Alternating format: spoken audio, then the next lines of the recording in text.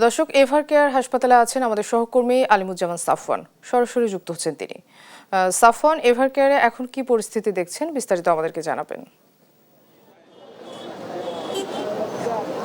BNP chairperson Begum Khaleda Zia আজ সকাল 6টায় তিনি মারা যাওয়ার পর রাজধানীর এভার কেয়ার হাসপাতালে কিন্তু তাকে শেষবারের মতো দেখার জন্য সারা দেশের বিভিন্ন প্রান্ত থেকে নেতাকর্মীরা ছুটে এসেছেন। বেগম খালেদা জিয়া কিন্তু একটি কথা বলতেন যে বাংলাদেশের বাইরে তার কোনো ঠিকানা নেই এবং বাংলাদেশের মানুষের বাইরে তার আপনজন বলতে আর কেউ নেই। আসলে এখন তার শেষ সময় তার যে আপনজন তিনি সবসময় বলে এসেছেন, সেই আপনজনরাই কিন্তু এসেছেন তার কাছে তাকে শেষবারের মতো দেখতে, তার জন্য দোয়া করতে। এবং সকাল থেকে যেটা আমরা দেখতে পাচ্ছি যে একেবারে লোকারণ্য হয়ে গেছে পুরো এভার কেয়ার এলাকা। আমার আসলে চারপাশে যতটুকু আসলে দেখতে পারবেন যে সবাই কিন্তু বেগম খালেদা জিয়ার জন্য দোয়া প্রার্থনা করতে এসেছেন। যার যার জায়গা থেকে যার যতটুকু সম্ভব সেই প্রার্থনাটুকু বেগম খালেদা জিয়ার কাছে পৌঁছে দেওয়ার জন্য। এবং কান্নার যে রোল সকাল থেকে আমরা দেখতে পাচ্ছি, বিভিন্ন স্তরের নেতাকর্মীরা তারা এসেছেন এবং একই সঙ্গে বিএনপির পক্ষ থেকে 7 দিনের শোক কর্মসূচি যে নেওয়া হয়েছে, শোক বই রাখা হয়েছে বিএনপি কার্যালয়গুলোতে, সেখানে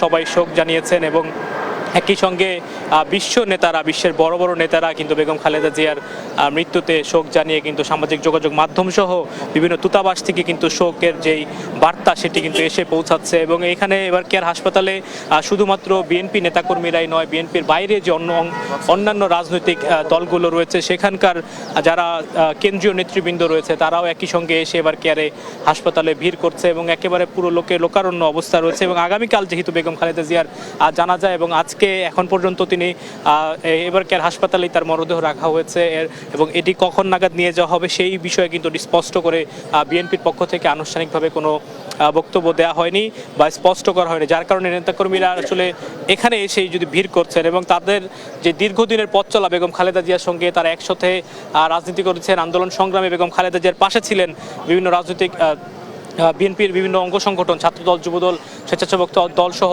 অনেকেই আসলে তাকে শেষবারের মতো দেখতে বিভিন্ন প্রান্ত থেকে এসেছে। আমরা একজনের সাথে একটু কথা বলতে চাই। বেগম খালেদার সঙ্গে আপনারা দীর্ঘদিন আন্দোলন সংগ্রাম করেছেন, তাকে সঙ্গ দিয়েছেন, কিন্তু আজকে তিনি আপনাদেরকে নিঃসঙ্গ করে চলে গেলেন। আজকে আসলে আপনাদের যে অবস্থান বা কি বার্তা দিতে চান? জানেন, দেশনেত্রী বেগম খালেদা জিয়া বাংলাদেশের মানুষের কথা বলেছেন, এদেশের স্বাধীনতা সার্বভৌমের পক্ষে কথা বলেছেন। উনি আমাদেরকে আসলে একটা মেসেজ দিয়েছেন, যেটা উনি আমাদেরকে, আমি মনে করি, দেশপ্রেম শিখিয়েছেন, অন্যায়ের বিরুদ্ধে আপোষহীনতা শিখিয়েছেন এবং বাংলাদেশের স্বাধীনতা সার্বভৌমত্বের নিরাপদ রাখার ক্ষেত্রে আধিপত্যবাদের বিরুদ্ধে লড়াই করা শিখিয়েছেন এবং মাথা উঁচু করে বেঁচে থাকার আমাদের বেঁচে থাকার যে কৌশল এবং সাহস তিনি জুগিয়েছেন, সেই দেশনেত্রী বেগম খালেদা জিয়া আজকের মৃত্যুবরণ করেছেন, ইন্তেকাল করেছেন। আমি সবার কাছেই আপনাদের মাধ্যমে দোয়া চাচ্ছি, দেশনেত্রীকে মহান রব্বুল আলামিন জান্নাতুল ফিরদাউস নসিব করুক।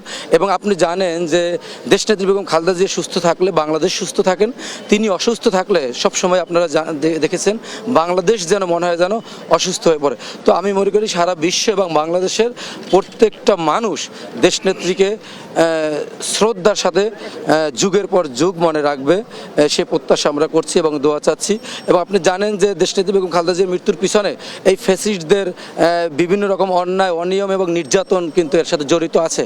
তো আপনারা দেখেছেন যে মিথ্যে মামলা যখন তিনি কারান্তরীণ হন, তারপর থেকেই কিন্তু দেশনেত্রী বেগম খালেদা জিয়া এত পরিমাণ নির্যাতন করা হয়েছে, তারপর থেকে তিনি কিন্তু অসুস্থতার সাথে দীর্ঘদিন এই মেডিকেলেই চিকিৎসাধীন ছিলেন। তিনি কিন্তু এমন একজন আপোষহীন দেশনেত্রী ছিলেন এবং এই সার্বভৌমত্বের ক্ষেত্রে এই বাংলাদেশের মানুষের প্রতি তার এত এই জন্মভূমির প্রতি টান ছিল, তিনি কিন্তু সবসময় বলেছেন যে দেশের বাইরে তার কোনো জায়গা নেই। তিনি কিন্তু ইচ্ছে করলে উন্নত চিকিৎসার জন্য দেশের বাইরেও যেতে পারতেন, তিনি কিন্তু একটা মুহূর্তের জন্য কিন্তু তিনি তার চিকিৎসার জন্য বলেন, তিনি তার শরীরের জন্য বলেন, সেদিক কিন্তু খেয়াল রাখেন। তিনি চাচ্ছেন যে বাংলাদেশ কেমন থাকে, তিনি চাচ্ছেন যে বাংলাদেশ স্বাধীন এবং সার্বভৌম রাষ্ট্র হিসেবে নিরাপদ থাকুক এবং তিনি নিরাপদ রাখার জন্য তার জীবন পর্যন্ত আপনারা দেখলেন বিলিয়ে দিয়েছেন। তিনি কিন্তু এই বাংলাদেশের মাটিতে ইন্তেকাল করেছেন। তিনি কিন্তু বাইরে তিনি যে যথার্থতা বলেছেন যে বাংলাদেশের বাইরে তার কোনো জায়গা নেই, তিনি তার মৃত্যুর মধ্য দিয়েও কিন্তু সেটা প্রমাণ করেছেন যে তিনি বাংলাদেশের মাটিতেই কিন্তু মৃত্যুবরণ করছেন। আমরা মনে করি মহান রব্বুল আলামিন, আমরা দোয়া করি তাকে জান্নাত দান করুক এবং তার জান্নাতের একজন মেহমান হিসেবে কবুল করুক। এবং দেশবাসীর কাছে আপনাদের মাধ্যমে এই আপোষহীন এই দেশনেত্রীর জন্য আমরা দোয়া চাচ্ছি এবং এই দেশনেত্রী যে উদাহরণ সৃষ্টি করে গেলেন। আপোষহীনতা, দেশপ্রেম এবং আধিপত্যবাদের বিরুদ্ধে লড়াই সংগ্রাম করে গণতন্ত্র প্রতিষ্ঠার যে সংগ্রাম করা যায়, তিনি যে উদাহরণ সৃষ্টি করে গেছেন সেটা আমরা ধারণ করব এবং জাতীয়তাবাদের প্রত্যেকটি পরিবার বলেন, প্রত্যেকটা মানুষ বলেন, দেশবাসী সেটা তাকে শ্রদ্ধা ভরে স্মরণ করবে, সেটা আমি মনে করি। ধন্যবাদ আপনাকে। আপনার কাছে ছোট করে জানতে চাই যে স্মৃতিচারণের কথা বলছিলেন, সেই স্মৃতির কথাটুকু জানতে চাই বেগম খালেদা জিয়ার সঙ্গে। আজকে আমি প্রবাসীদের পক্ষ থেকে মাকে দেখতে এসেছি, জাতির মা, আমারও মা। 1/11-এর সময় যখন, আপনারা জানেন, 1/11-এর সময় যখন উনি গৃহবন্দী হলেন, তখন কারোর সাথে ওনাকে কথা বলতে দেয় না, কিন্তু একটা সুযোগ দিয়েছিল প্রবাসীদের সাথে। সে সময় আমি কুয়েতে ছিলাম, আমি খবর ব্যুরোর চিফ ছিলাম কুয়েতে। তো হ্যাঁ, আমি যখন ফোনে কথা বললাম, আমি যখন পরিচয় দিলাম, তখন উনি আইনের প্রতি শ্রদ্ধাশীল। আমাকে বলল, আমি সাংবাদিকদের সাথে তো কথা বলবো না, আমি বলবো আমার নেতাকর্মীদের সাথে কথা। তখন আমি কর্মী হয়ে তার সাথে কথা বলেছিলাম।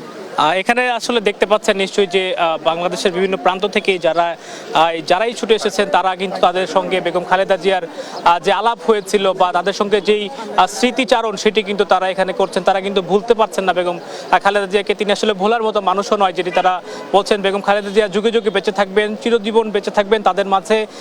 তিনি শেষ মুহূর্ত পর্যন্ত যাদেরকে ছেড়ে যাননি, তারাও আসলে তাদের জীবনের শেষ মুহূর্ত পর্যন্ত বেগম খালেদা জিয়াকে ছেড়ে যাবেন না, সেই প্রত্যাশার কথাই কিন্তু তারা বলছেন। তো আমার কাছে এবারকার হাসপাতাল থেকে এখন পর্যন্ত এই ছিল সর্বশেষ।